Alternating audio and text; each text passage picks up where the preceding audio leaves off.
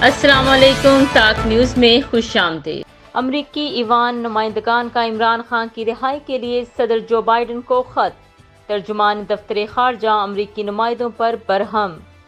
پاکستان نے امریکی ایوان نمائندگان کی جانب سے بانی P T I Imran Khan کی رہائی کے لیے صدر جو بائیڈن کو لکھے گئے خط پر سخت رد عمل کا اظہار کیا ہے۔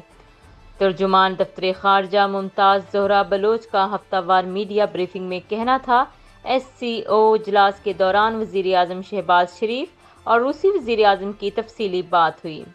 کسی کے دورہ پاکستان کی خبر کی تصدیق نہیں کر سکتی۔ ان کا کہنا تھا کہ یہ روایتی عمل ہے کہ وفود ظہرانے اور عشائیے پر بات چیت کریں۔ پاک بھارت وزرائے خارجہ کے درمیان ایس سی او سمیت کوئی باضابطہ ملاقات نہیں ہوئی۔